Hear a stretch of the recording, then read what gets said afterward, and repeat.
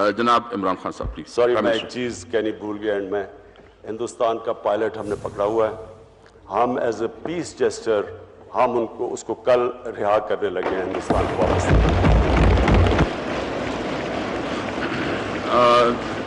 हिंदुस्तान का पायलट हमने पकड़ा हुआ है।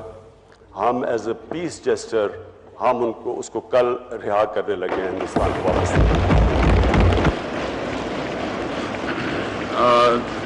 ये सबसे हटके सवाल इंडिया के लिए बहुत अच्छी खुशखबरी आई है कि जो हमारा पायलट पकड़ा गया था पाकिस्तान में, अब उसे छोड़ा जा रहा है। बहुत अच्छा गेस्चर दिखाया है इमरान खान ने। No, I'm very happy that Captain Abhinandan is going to come back home safe and sound, and I can only imagine what his family has gone through. We were all so anxious, so I can only imagine what the family must have been through. And I just hope and pray that somehow peace prevails. Really. Because an eye for an eye will turn the world blind. Thank you.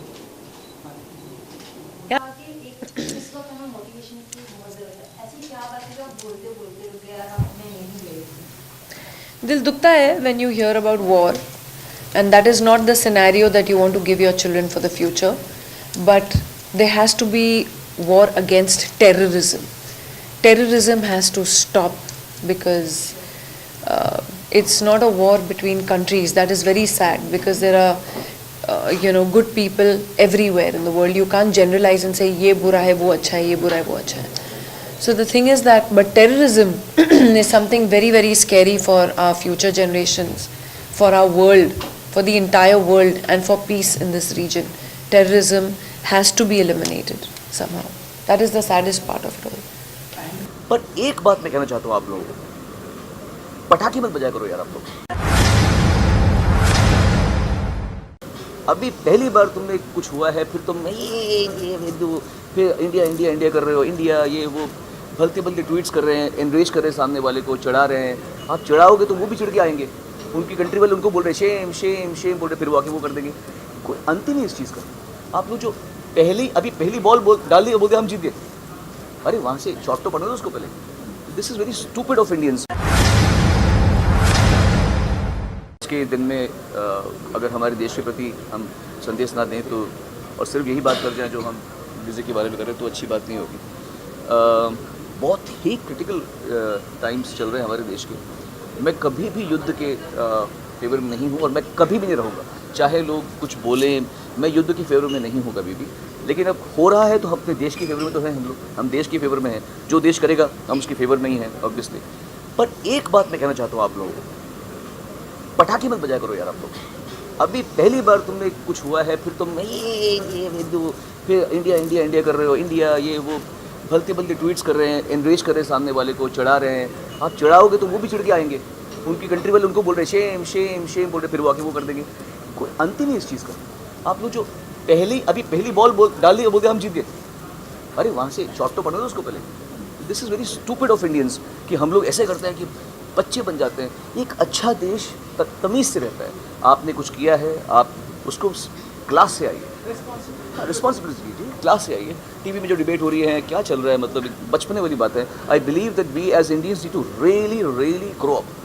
And कोई भी काम करें, अगर आप अपना बदला भी निकाल रहे हैं तो तमीज़ से निकालिए। आप बेइज्जती करके और पटाखे फोड़ रहे हैं, ये करे वो, ऐसा नहीं करना चाहिए मेरे ख्याल से। दिस इज एंड किसी की मौत का जश्न कैसे बना सकते हैं आप? हमारे मरे या उनके मरे हैं तो किसी के बच्चे, किसी के भाई हैं, किसी के पति हैं। हम किसी के, वो चाहे मिसलेड होंगे, वो गुमराह हैं, वो गंदी नीयत के हैं, पर ह्यूमन बींग्स हैं। आप किसी के मरने पे पटाखे कैसे बजा सकते हैं आप? So I believe that we have to really grow up, have become good people. And I think ये सब चीज़ों के लिए एक बहुत समझदार मीडिया की भी ज़रूरत है, जो कि हम थोड़ा लैक कर रहे हैं।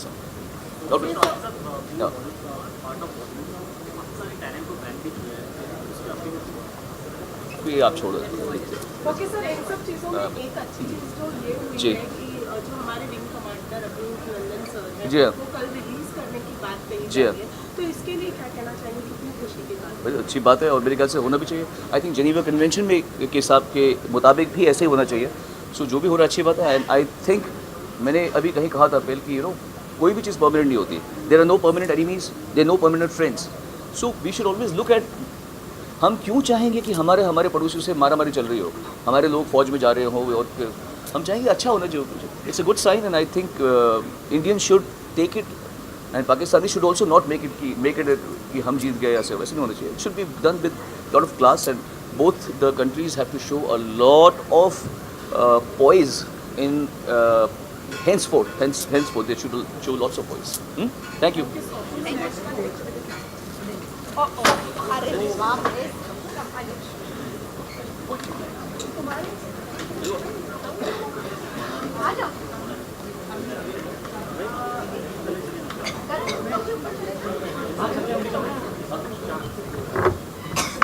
मेरा एक सवाल अटैक से रिलेटेड है. हमारे एक जवान हैं जो वहाँ पे पकड़े गए हैं पाकिस्तान में, उनका वीडियो काफ़ी अभी इंटरनेट पे वायरल है.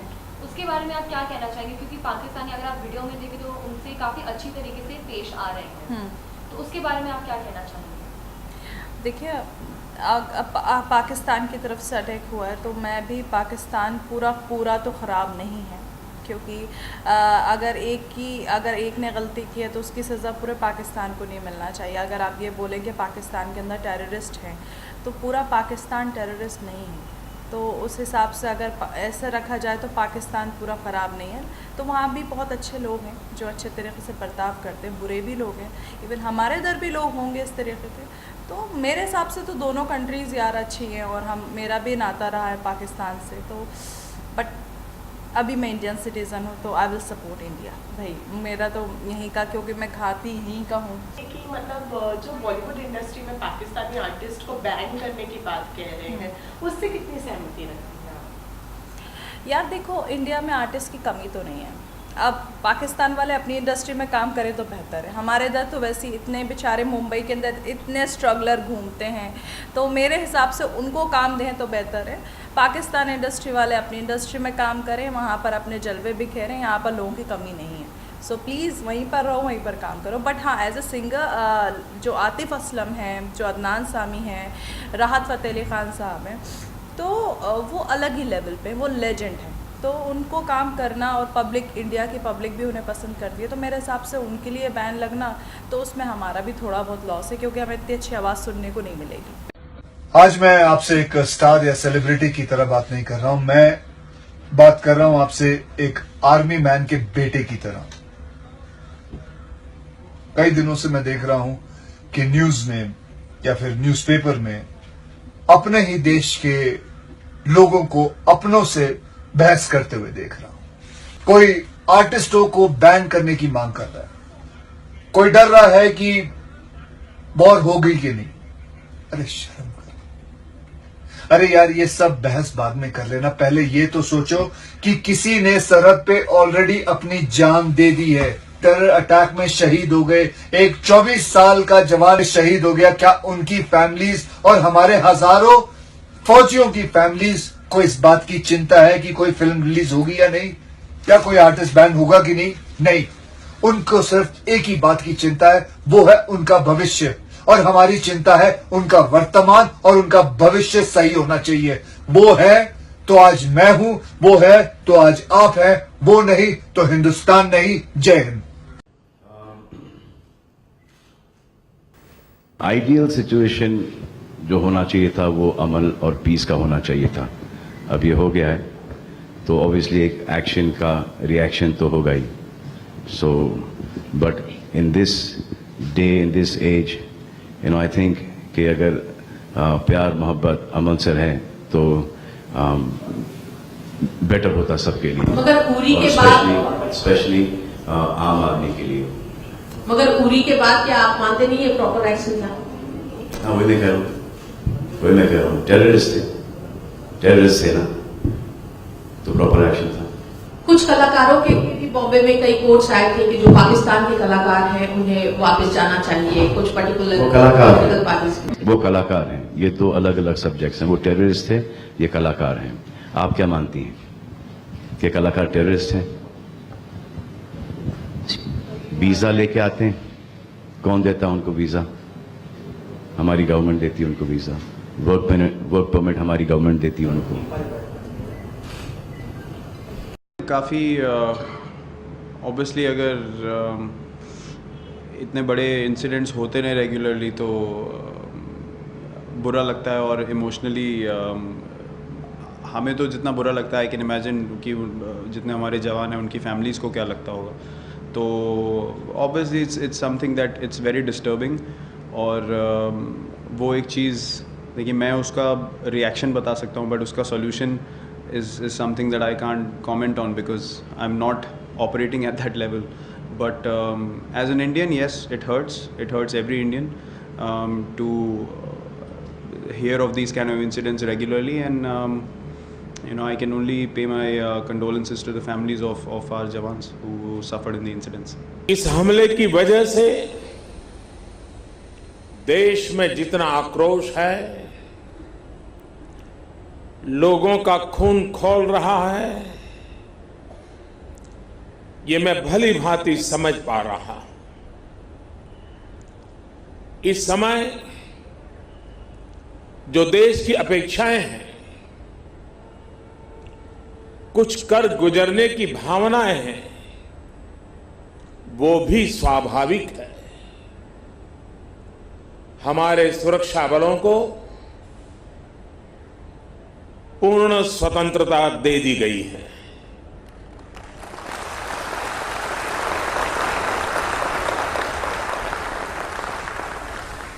हमें अपने सैनिकों के शौर्य पर, उनकी बहादुरी पर पूरा भरोसा है। मुझे पूरा भरोसा है कि देशभक्ति के रंग में रंगे लोग सही जानकारियां भी हमारी एजेंसियों तक पहुंचाएंगे, ताकि आतंक को कुचलने में हमारी लड़ाई और तेज हो सके। मैं आतंकी संगठनों को और उनके सरपरस्तों को कहना चाहता हूं कि वे बहुत बड़ी गलती कर चुके हैं। बहुत बड़ी कीमत उनको चुकानी पड़ेगी। अस्सलाम वालेकुम, सत श्री अकाल, नमस्ते। इतनी रात को लाइव आने का एक बहुत बड़ा मुद्दा है। उसमें हमारे 40 जवान शहीद हो गए। कितने? 40। और ये लोग हमारी हिफाजत करते हुए शहीद हो गए। आज जो हम लोग चैन से सोते हैं, जो हम लोग एकदम लापरवाह घूमते हैं बिंदास, ये इनके वजह से है। और ये भी किसी के बेटे है, किसी के पति है, किसी के फादर है, किसी के भाई है, किसी के, मतलब यार ये समझ क्यों नहीं रहे कि इस्लाम के नाम पे, ये इस्लाम का सहारा लेके ये दहशतगर्द उनके कंधों पे रख के दहशत की दुकान चला रहे हैं। अरे जिस राह पे बेगुनाह लोगों की लाशें बिछी हो और हमारे फौजियों की लाशें बिछी हो, वो अल्लाह की राह हो ही नहीं सकती है। ना तुम्हें 70 हूरें मिलेगी, सीधा तुम जहन्नम में ही जाने वाले हो। मेरे अल्लाह ताला ने कहा और कुरान में भी लिखा है, ये जो बेगुनाह लोगों की जो जानें ली जा रही है, इसका जवाब देना पड़ेगा। और आज हम सब हिंदुस्तानियों को एक होके इनके लिए दुआ करनी चाहिए कि अल्लाह इनकी आत्मा को शांति दे, इनके घर वालों को सब्र दे। और ओ नरेंद्र मोदी जी, कहां गए आपके वो वादे के एक सर के बदले 10 सर? नहीं चाहिए हमको आपके 15 लाख रुपए, नहीं चाहिए हमको विकास, नहीं चाहिए हमको कुछ भी, हमको चाहिए बदला। हमारे ये फौजियों की जान का बदला, हमें और कुछ नहीं चाहिए। मतलब आज बहुत तकलीफ भी हो रही है, बहुत शर्म भी आ रही है कि हम लोग हमारे घरों में आराम से बैठे हैं और वहां पे जब उनके घर वालों को पता चलता होगा कि फोन आता होगा कि भाई आपका बेटा या आपका पति शहीद हो गया है। पर ऐसे शहीदों को झुक के सलाम करने को भी दिल करता है कि आप लोग रियल हीरो हो और आप लोगों की वजह से हम लोग जिंदा है और हम लोग सांस ले पा रहे हैं। अल्लाह आपको जहां भी हो आपको बहुत बहुत सुकून पहुंचाए और आपके घर वालों को बहुत हिम्मत दे। दुआ में याद रखना और अल्लाह के जिक्र का जुबान पे स्वाद रखना। आज पुलवामा में 40 के ऊपर हमारे सीआरपीएफ के जवान शहीद हुए। करोड़ों भारतीयों की तरह मेरे दिल में भी बेहद दुख है और तकलीफ है और मेरा मन बहुत उदास है। इन जवानों के घर वालों ने आज एक पति, एक बेटा, एक भाई, एक बाप खोया है। किसके लिए? हमारे लिए, आपके लिए, हमारी रक्षा के लिए। जो इस नरसंहार के जिम्मेवार हैं उनसे तो सरकार को निपटना ही पड़ेगा हर हालत में। पर मेरे अंदर आज एक अजीब सा गुस्सा है उन लोगों के प्रति जो हमारे अपने देश के हैं लेकिन सेना का या हमारी सुरक्षा बलों का अपमान करने से चूकते नहीं हैं। अपने स्टूपिड एजेंडा या स्वार्थ के लिए घटिया से घटिया टिप्पणी करते फिरते हैं। ऐसे लोगों से कहना चाहूंगा कि बस बहुत हो गया, रुक जाओ वरना जनता सड़क पर उतरकर जय हिंद। पता ही होगा जिस तरीके से हमला हुआ है।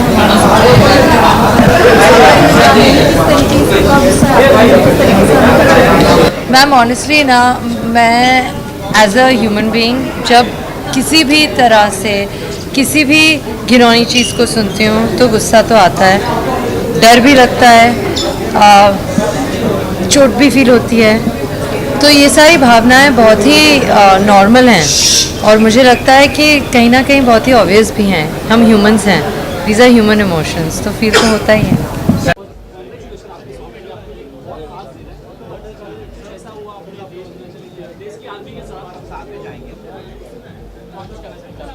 I answered that question, but I'll answer it again for you. My hearts and prayers and thoughts are with families, and I know that it's a very, very difficult time and very sad for everybody. But all we can do is just pray for their souls and, you know, hope that the family gets through it nicely. आज भी जम्मू कश्मीर में terrorist attack हुए हैं, तो जिस तरीके से आपने दिल्ली में काम किया था, वापस से कह रहे हैं कि वापस एक सर्जिकल स्ट्राइक होनी चाहिए अपने लोगों की। Well, I'm not too sure about that. That is the government and the army and the everybody else's protocol. But yes, what आज जो कुछ भी हुआ है, that is really really sad. कुछ बेकसूर जवान हमारे जो अपनी छुट्टियां बिताने के बाद वापस कश्मीर जा रहे थे, उनके साथ ऐसा हादसा हुआ है। बहुत दुखद निंदनीय है ये। And whatever the government and the defense personnel they have to do, they will do the needful because yes, this is not right. This is really really sad. Thank you. Means what is there to say? I really don't understand. मतलब, you know, if you think hating is gonna solve problems, try using love. It will solve the problems more easily. So I'm really not understanding कि क्यों इतना ज़्यादा क्यों हो रहा है? Why are these terrorist attacks happening and all? I just feel sad for the entire families who have lost their loved ones there. There are a lot of children who have lost their father. There are a lot of wives who's become widows. This is not a good thing to do at all. हाँ, ये news का जो सवाल था मुझे किसी ने पहले पूछा था। एज़ यू नो कि हम लोग लास्ट 2 घंटे से यहाँ पे आपके साथ सेलिब्रेट कर रहे हैं। ऐसी चीज़ों पे जब तक आपको पूरी जानकारी नहीं है, आप फ्रिवोलसली इन चीज़ों के बारे में कमेंट नहीं करना चाहिए। मेरे रग में नो कमेंट शब्द है ही नहीं, ये पूरी मीडिया जानती है। I am a Bhatt at heart. I've got Mahesh Bhatt's blood flowing through my veins, and both of us do not shy away from truth. Uncomfortable जितने भी बात है आप मुझे पूछे, मैं दिल से बोलूँगी, मगर इस चीज़ के बारे में इस प्लेटफॉर्म से मैं नहीं बोलूँगी, क्योंकि when lives are at stake, and we're talking about our jawans and national security, you got to think, you have to understand before you just use these platforms to make comments. That's it. Thank you. बहुत बुरा हुआ, बहुत बुरा हुआ और 18 से 20 CRPF के जवान मार दिए गए। मैं जब यहाँ आने के पहले ही मुझे पता चला तो मुझको बड़ा लग रहा था कि यार हम ऐसे वक्त पे कुछ सेलिब्रेट कर रहे हैं, पर क्या पता है, ये तो पहले से डिसाइडेड था यहाँ आना। और हिंदुस्तान की फ़ौज को, हिंदुस्तान की सरकार को अब बहुत हो गया, इसका कुछ करारा जवाब देना पड़ेगा। मतलब जो हुआ, लाइक सर सेड, बहुत ख़राब हुआ। हमारे 18 से 20 CRPF के जो जवान थे वो शहीद हो गए।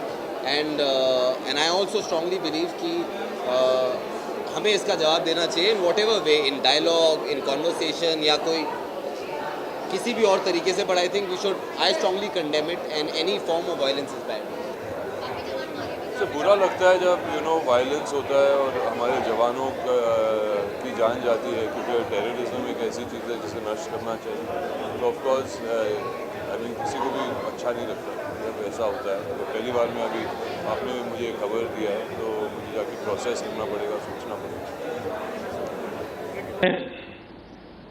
मेरी और हर भारतीय की संवेदनाएं उनके परिवार के साथ है।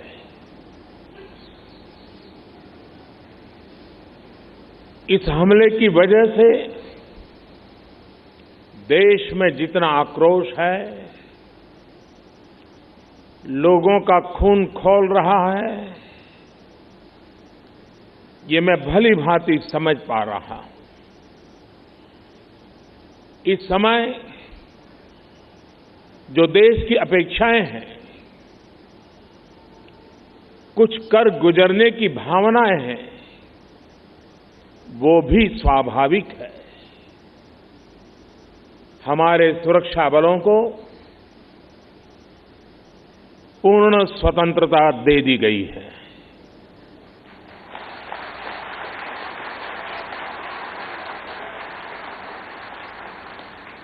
हमें अपने सैनिकों के शौर्य पर,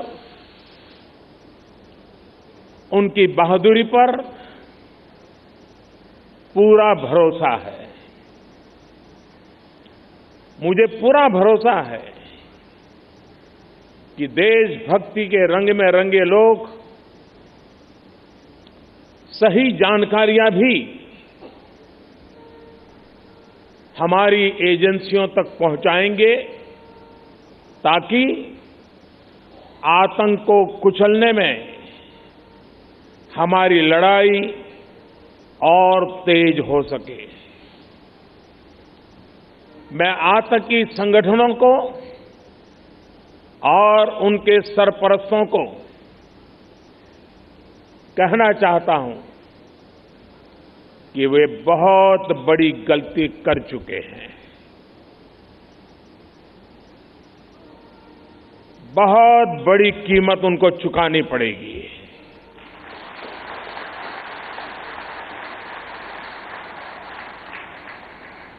मैं देश को भरोसा देता हूं कि हमले के पीछे जो ताकतें हैं, इस हमले के पीछे जो भी गुनहगार हैं, उन्हें उनके किए की सजा अवश्य मिलेगी।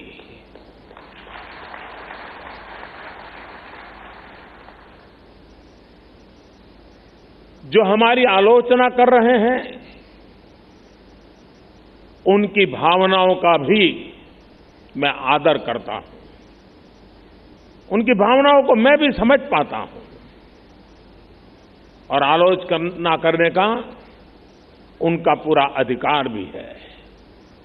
लेकिन मेरा सभी साथियों से अनुरोध है कि ये वक्त बहुत ही संवेदनशील और भावुक पल है। पक्ष में या विपक्ष में, हम सब राजनीतिक छींटाकशी से दूर रहें।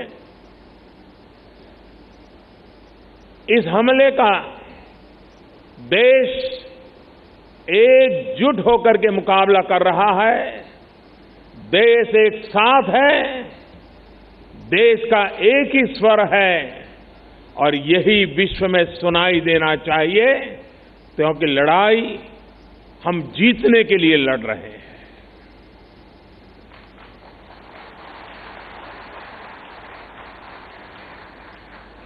पूरे विश्व में अलग थलग पड़ चुका हमारा पड़ोसी देश अगर ये समझता है कि जिस तरह के कृत्य वो कर रहा है, जिस तरह की साजिश रच रहा है, उससे भारत में अस्थिरता पैदा करने में सफल हो जाएगा, तो वो ख्वाब हमेशा हमेशा के लिए छोड़ दे। वो कभी ये नहीं कर पाएगा और न कभी ये होने वाला है।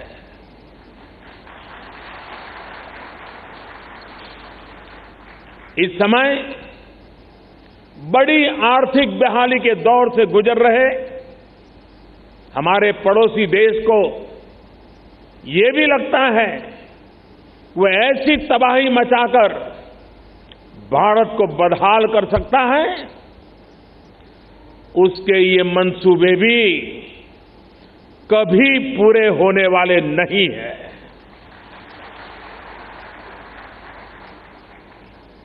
वक्त ने सिद्ध कर दिया है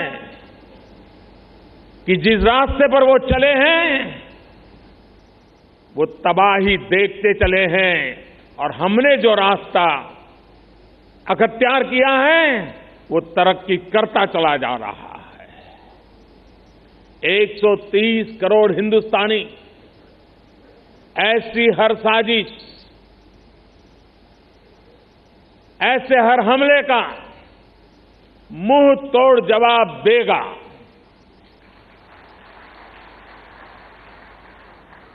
कई बड़ों देशों ने बहुत ही सख्त शब्दों में इस आतंकी हमले की निंदा की है और भारत के साथ खड़े होने की, भारत को समर्थन की भावना जताई है। मैं उन सभी देशों का आभारी हूं और सभी से आह्वान करता हूं कि आतंकवाद के खिलाफ सभी मानवतावादी शक्तियों को एक होकर के लड़ना ही होगा। मानवतावादी शक्तियों ने एक होकर के आतंकवाद को परास्त करना ही होगा। आतंक से लड़ने के लिए जब सभी देश एक मत, एक स्वर, एक दिशा से चलेंगे तो आतंकवाद कुछ पल से ज्यादा नहीं टिक सकता है। साथियों, पुलवामा हमले के बाद अभी मनस्थिति और माहौल दुख के साथ आक्रोश से भरा हुआ है। ऐसे हमलों का देश डटकर मुकाबला करेगा, यह देश रुकने वाला नहीं है। हमारे वीर शहीदों ने अपने प्राण की आहुति दी है और देश के लिए मर मिटने वाला हर शहीद दो सपनों के लिए जिंदगी लगाता है। पहला, देश की सुरक्षा, दूसरा, देश की समृद्धि। मैं सभी वीर शहीदों को उनकी आत्मा को नमन करते हुए, उनके आशीर्वाद लेते हुए मैं फिर एक बार विश्वास जताता हूं कि जिन दो सपनों को लेकर के उन्होंने जीवन को आहूत किया है, उन सपनों को पूरा करने के लिए हम जीवन का पल पल खपा देंगे।